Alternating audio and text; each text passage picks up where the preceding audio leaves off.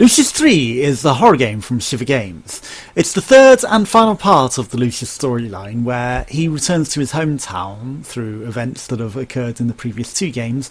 to draw forth a prophecy to bring an end to the world through the use of the scroll and following their prophecies to the letter and bringing forth the end of the world through completing activities that are laid out in hints throughout the scrolls, but you have to figure these out for yourself and figure out what you're doing in the game.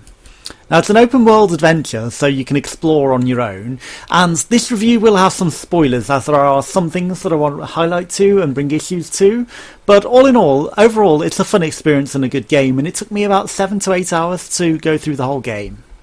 Now, you start off at the start of the game meeting an interesting fellow called Gabriel, who, well, given the nature of the game and its religious upbringings, you being the son of the devil, it's fairly obvious that he's the angel Gabriel. Even with his cigarette in his mouth, you know, the game has sort of highlights those shades of grey, so whilst, you know, he's meant to be the epitome of good and an angel, the smoking and perhaps, you know, the nature of him, it seems like maybe he's not as highlights, you know, pure good as you might believe. And you obviously being the son of the devil, despite some of the acts that you have given forth, you're also the shades of grey on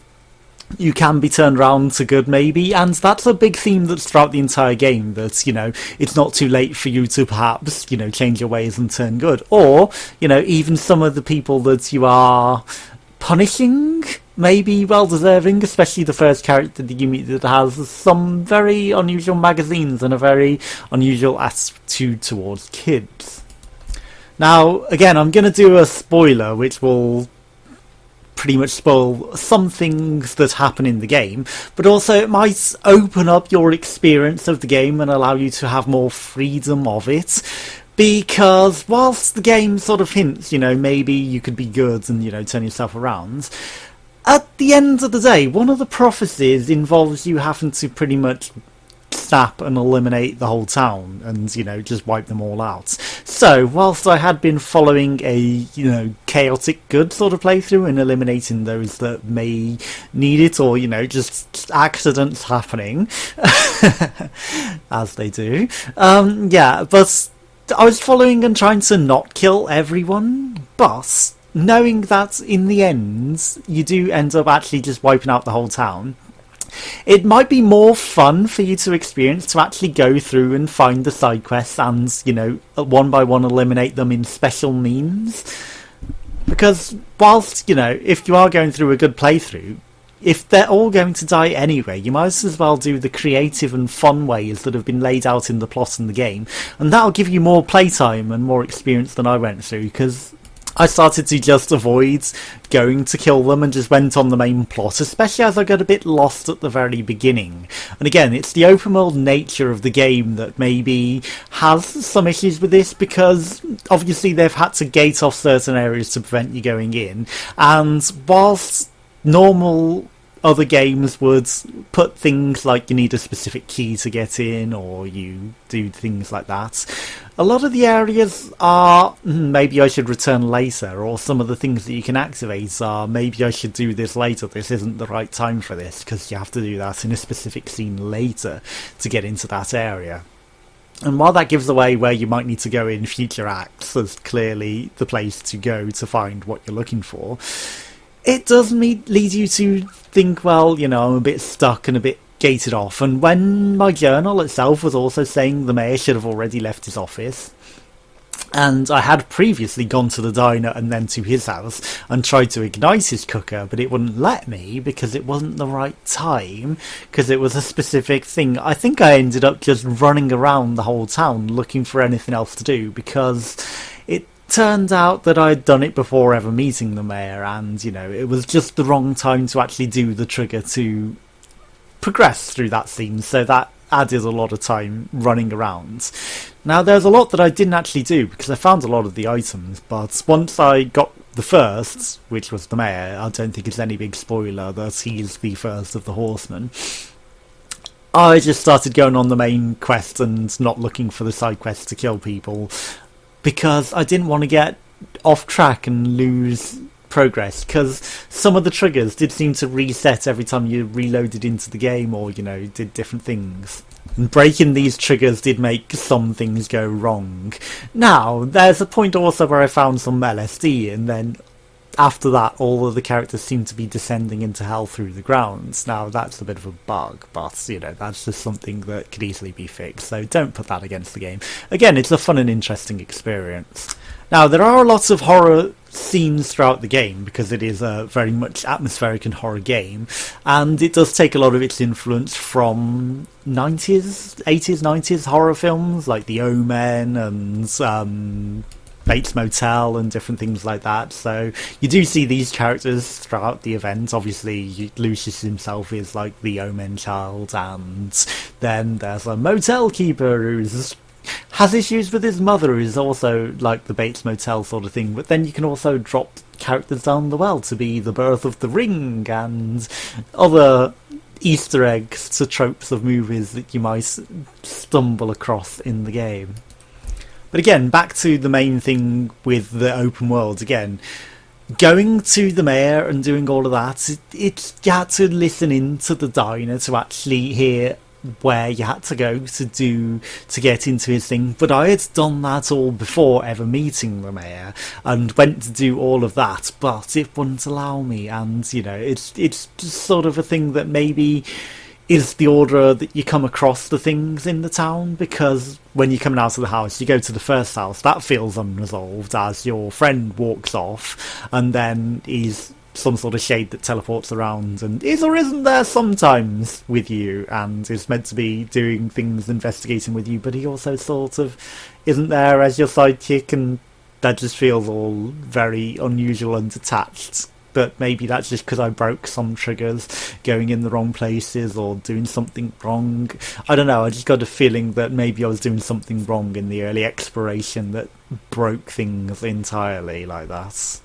But the game itself is £15 at full price, so you might be able to get it even cheaper at discounts, holiday sales, but for the price that it is, full price, it's a very good game. You get plenty of time out of it. It's a very atmospheric horror experience. All of the scenes are pretty brutal, to be honest, some of them, and it is drawn out to be very atmospheric and very dark, and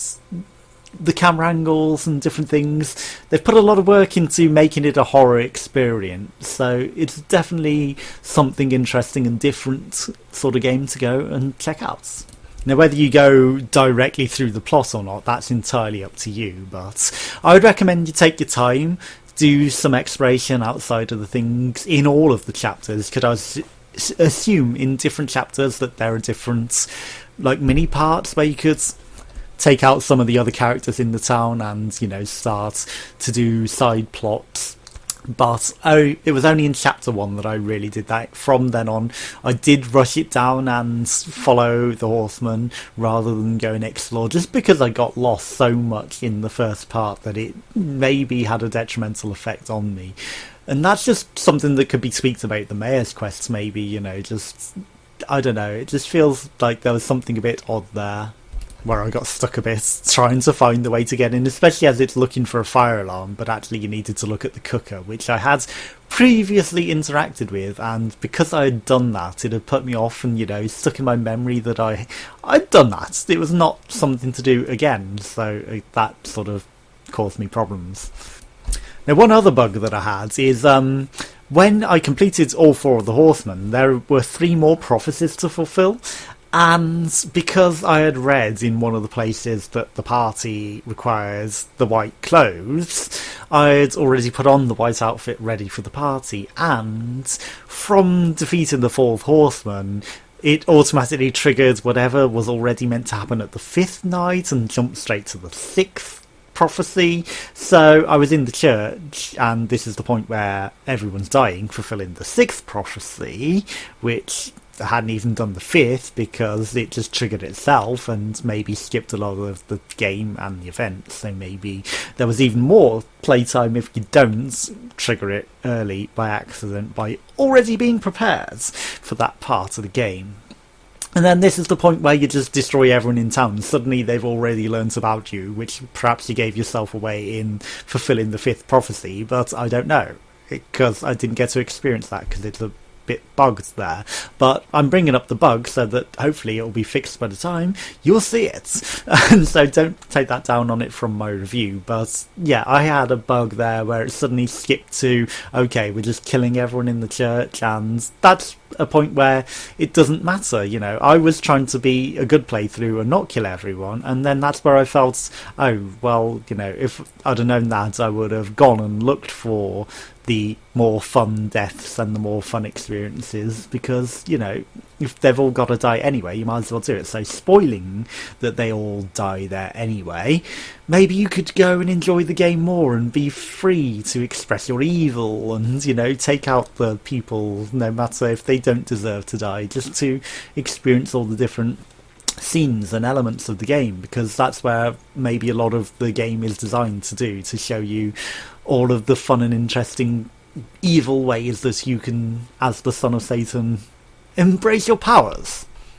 But even though it skipped the game a bit, I didn't mind that too much, you know. I still got to explore most of it and experience most of it. And like I said, it's a recommended purchase for the price of it.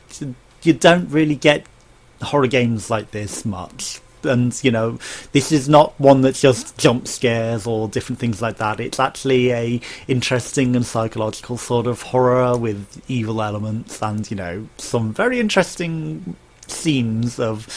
horror elements that have borrowed from famous and popular horror films. But still, you know, it works pretty well how they've put it all together and stitched it all together to make it its own story and its own elements. So that's pretty good. And at the end of the day, you'd still get a choice of, you know, good and evil, but it's more of a Life is Strange ending sort of thing where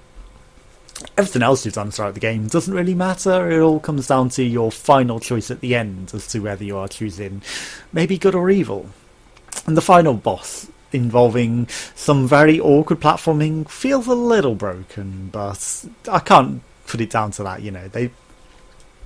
tried to make something a bit different, you know, to make it feel like a boss battle, and it does, you know, it does work. It's just seeing some of the platforms that you're meant to see to and the transitions between them could use maybe a little work, but, you know, maybe that's just me and I'm not seeing what I'm actually meant to be doing properly and ending up with the assistance of the game getting glitched about rather than actually jumping how you're supposed to jump. But yeah, I'd definitely recommend to purchase the Lucius 3 and maybe check out the other games in the series, because obviously this is the final of the trilogy as well.